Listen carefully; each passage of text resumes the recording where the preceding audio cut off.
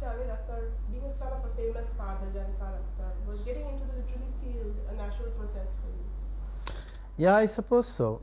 I mean, I don't know how much you inherit it genetically, but definitely if you are born in a certain family where there is a certain interest or a certain occupation and certain inclinations, that rubs off definitely. How much would you say you were influenced by your father's literary? Well, I was always aware, even in my childhood, that I am son of a poet. But at the same time, my maternal uncle, Majaz, was an equally famous poet, and so was my grandfather. So, here I was, where poets were on the both sides of the family, and because of them, right from my childhood, I was exposed to many more poets and literary figures, like I saw Josh and Jigar and Faz and all these poets in my childhood, and I heard them when I was 8, 9, 10. So, obviously, that helped making my personality what it ultimately became. Then how did the poet become a story writer of, Hindi screen? Well, I was always interested in films right from my childhood, and I started writing poetry quite late. I was not aware that when one day I am going to write poetry, though I remembered a lot of poetry, and even today, if not more, I at least remember 200,000 couplets, and but I never wrote. And when I was in college, I was interested in films. I used to see a lot of films. I was great admirer of Guru Dutt and Raj Kapoor and Mehboob Khan and so on. And that was the cinema I was exposed to. So I wanted to become a director. And when I came to film industry, I was not even aware that I am going to be a script writer. I joined film industry as an assistant director, but as luck would have it that wherever I worked as an assistant, somehow I started writing the scenes. Within no time, I wrote my first scene within the first month of my entry in film industry, and gradually people who knew me or people I worked with, they suggested that you should start writing and you have a talent for dialogue and story and so on. So, gradually I slipped into it. It was never a definite decision at any moment. Then the Salim Javed team, Rule the Roost, created magic unheard of before, even after that. What do you have to say to that? Well, what can I say? I am happy that it happened, and it was wonderful, and it was totally unprecedented. But I mean, what can you say about it? The angry young man persona was your creation, and a lot of people give you credit for making Amitabh Bachchan a superstar. How much would you believe that? You see, it's not fair to say that Salim Javed made Amitabh Bachchan a superstar. Nobody makes anybody, and nobody can make anybody. We started a career more or less together, and we offered him some exceptionally good roles. That's true, and he offered us some exceptionally good performance. And Amitabh Bachchan is perhaps the best actor Hindi screen has seen, and I suppose with such kind of exceptional talent, it had to happen to him sooner or later.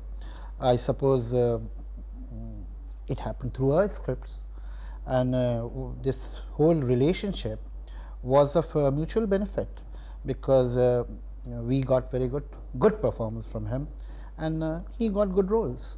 So nobody made anybody, and no obligations, but it was wonderful to work with him.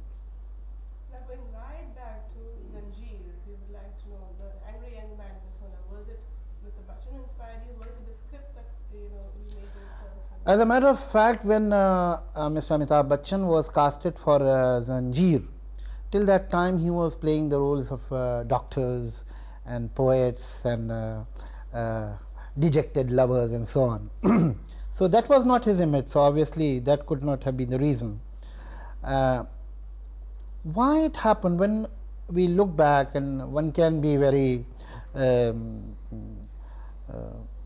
logical, or can be very rational about the whole process and intellectualize it. But as a matter of fact, it was not so at that moment. It was not any definite formula or socio-political awareness, or understanding the contemporary ambitions or aspirations that made us write this kind of role. It is not true. We were also the part of that society, of that time, and it appealed to us. We wrote it, and somehow, I mean, it gelled. Somehow it synchronized with the taste or the need of the average cinegoer at that time. That's about all.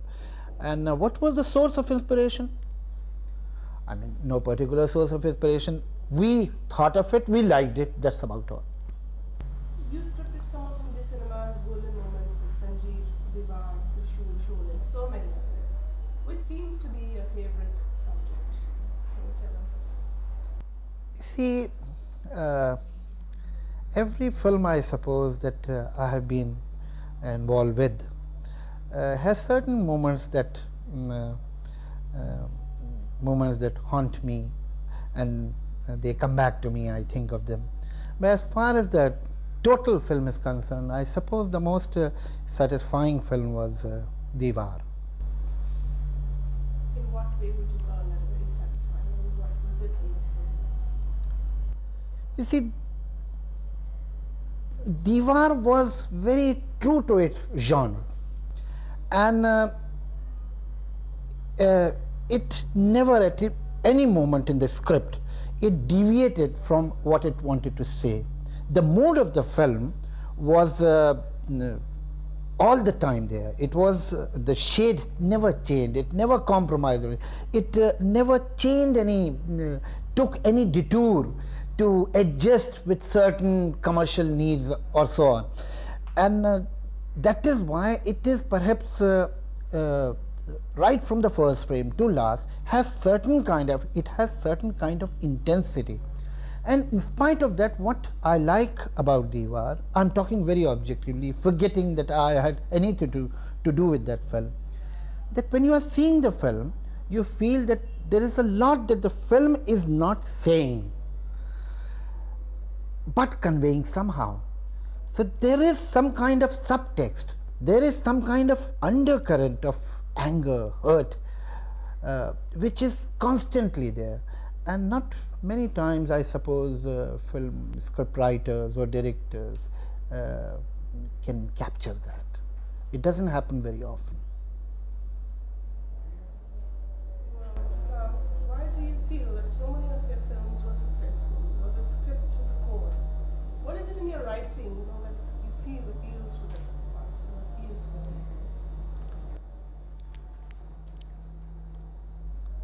I'll tell you something which is, I suppose, true not only of me but of every writer. I have noticed that whatever I have written in my life, with total sincerity, honesty, involvement, and without any cleverness, I have written it because I'm enjoying it. I have written it because it is making an impact on me. That has worked. Whether it's a angry scene or a romantic scene or a comedy. And whatever I have written in my life, believing that I'm a good writer, I'm clever, I'm smart, I know the technique, I have control over language and so on and so forth, that has never worked. So I suppose whatever has worked in my life, that has worked because I meant it. Now from script writing to lyrics. India 1942. The lyrics you wrote for these were simple, easy to understand. How did you get from script writing to lyric writing? That's the heart. You see, I started writing poetry at one stage in my life, and I never used to get it published. I would never go to a mushaira or anything. And there was a very small circle of friends where I used to read out my poetry. And one of them was Mr. Yash Chopra, and he was making a film called Silsila, and he somehow insisted and pursued me to write film songs for that film. So that is how I started. And as far as your own satisfaction is concerned, lyrics compared to script writing, what gives you more satisfaction? Well, I won't make a choice. I enjoy doing both. I mean, for me, somehow writing lyrics is a pleasure, and writing script is an honor. So that is the difference. And the lyric writing comes rather easy to me, while script writing is a very laborious work, very laborious work. Now your lyrics reveal an understanding of rhythm. You know that what fits in where. How do you go about writing a song? Are you giving a tune or a theme or that? See, most of the songs in films are written on the tune. You have a tune and you have a situation, and you have to keep both the things in the mind while writing the song. I suppose for writing film lyrics, or to be a film lyricist, you don't have to be a great poet, but you have to be extremely versatile. Versatility is necessary, and you should have tremendous control over the medium, because these tunes that you write on are not regular meters, they are not straight lines. Generally they are small, big pieces, and you have to fill them. You have to, it is technically, it's a, in a way, people who don't know, for them it is very difficult. And I have, I won't like to name certain poets of certain repute. They came to Bombay and they tried to write on the tune, and they couldn't. So this is a technique, an art in itself. But I suppose versatility is very necessary, because you have to sometimes write a cabaret, and sometimes you have to write a bhajan, and sometimes you have to write a qawwali, and sometimes you have to write a lullaby, or a love song, or song of a drunkard, or sometimes song of a frustrated young man, or a girl who is waiting for her lover. So all kind of situations come, or shadi ka gana, or whatever you have. So you have to have enough versatility that you should be able to write a song that will have folk songs color, or the shade of ghazal, or a youthful modern lingo's song, and so on. So that versatility is necessary for a lyric writer. Now from the theme chart, the diverse difference in lyrics. Can you tell us a little about these two songs or these two numbers? See, what is a song in the film? It is but a scene, and you have to, while writing a song, you have to, beside the situation and the tune, you should keep the character also in your mind. Generally, when I am writing songs for other people's script, I mean, like in Tezab, I had not written the script. So I asked the director or the writer to read out certain scenes of this particular character to me. So I would know how she or he speaks, what is their vocabulary. And the song should be the part of that vocabulary, of that mental level, that IQ, that ethos that the character has.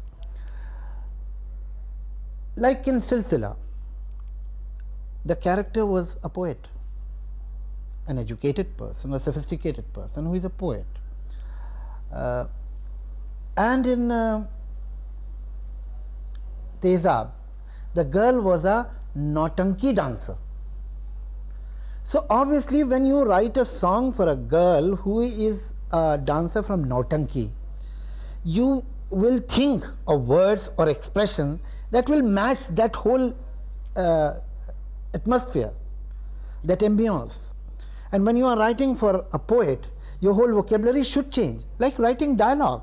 When you are writing the dialogue of a, say, Roadside Romeo, you will use different language, or a professor, you will use different language, or a housewife, your vocabulary will be different, or a modern girl, westernized girl, your vocabulary will be different, and so on. The same way, when you are writing songs for different kind of characters, your vocabulary, your expression should change. And that is the difference between देखा है ख्वाब तो ये सिलसिले हुए और एक दो तीन चार. Talking about lyrics and scenes and vocabulary, how do you feel about these vulgar songs that have come in? So much vulgarity in lyrics. I mean, is it the need of the hour, or is it created by the? I don't think so. I don't think so. I have been writing films in 1970.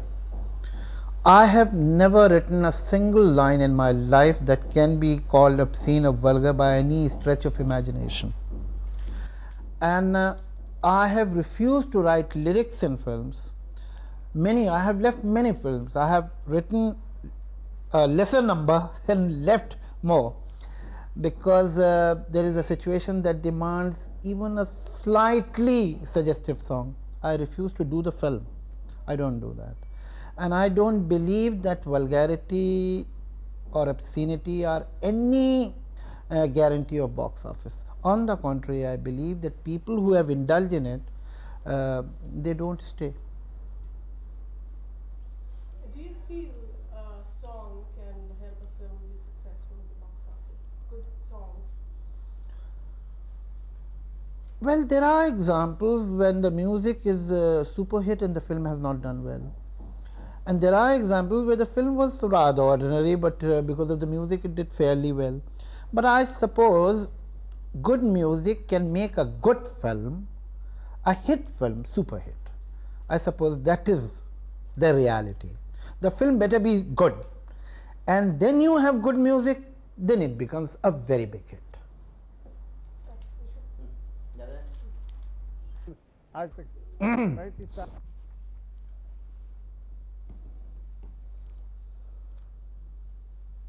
Yeah. Action. Chaliye. Now getting back to scripts, you have written a lot of scripts on a couple of films, Kirani. What kind of role do you think a character as Anil Kapoor fit into? What do you think went wrong with Kirani? I couldn't get your question. You have worked, getting back to scripts, Yeah. with Anil Kapoor, and the last being with Kirani. Yes. What do you think went wrong in the characterization in the film, or the scripting of the film? Didn't? I think I have answered this a little earlier. I told you that whenever I have written something thinking that now I know the technique, I have understood the craft, and I know how to go about it, things have gone wrong. This is the example of that. And nothing was wrong with that film except for the script. And if you see logically, structure wise, the script was all right, but what was missing in the script was a throbbing quality. It was cold and dead, because it was written with cleverness. There was not a single scene. When I look back, I feel very ashamed of this mistake, and I must in all honesty accept it, that there is not a single scene which has come from the heart of the writer. That was wrong with the film. And nobody can become perfect. I know in future I will make mistakes again, but one thing is for sure, that I am not going to make this mistake again. Now, for some time now, the tendency of filmmakers is to sign stars and then go in for a script. Do you think this kind of a trend is good and healthy? It's not healthy, but that is how things are. And it is not only true of India, it is true of even Hollywood. And you see, as long as there are actors who sell and actors who create a kind of an interest in the buyers of the film, it will remain like this. So, in other words, it will always be like this. But in spite of that, a good script always finds buyers. If you have a good script, you will get buyers. There is no dearth of it. Now, from the goody-goody romantics to your angry young man to today's Nayak and Khalnayak and all, where do you think is Hindi film industry going with scripts? See, I cannot pass any remark about Khalnaik because I have not seen that film. But I suppose at the moment Indian film industry is standing on a crossroad. Indian film industry is not very sure what direction the content should take. I mean, in technique we have progress by leaps and bounds, but I am afraid I cannot say that about the content. And it is in a state of flux. Why we are not very clear, I will tell you. You see, if you are very clear about the hero image of the film or the story, then you would know what kind of story you need or want. But I suppose we are not clear about the hero image of today, contemporary hero image. Because what is a hero? A hero is a combination of the contemporary morality and contemporary aspirations. When you personify both of them, that image is the hero image. At this moment, I suppose Indian society by and large is going through a confusion. There are different contradictory pulls on the society. On one side, materialism is pulling us. On the other side, we have certain involvement with the traditional spiritualism or reverence for certain values which are perhaps today feudal, who knows, or perhaps not. So we are going through a crisis of morality, crisis of ambitions and dreams. We are not sure of that, and that is why a society doesn't have a clear hero image. And since we don't have a clear hero image, we don't have clear-cut stories. So that's the confusion we are going through. Mr. Javed, in the future, which is the film that you're going to see from your heart? You wait for my next film, Prem. It is a love story, and then after that another film that is also a love story, but not only a love story, there are other elements also in the picture, Kabhi Na Kabhi, and I am very happy with my work in these films. I hope others will also be happy.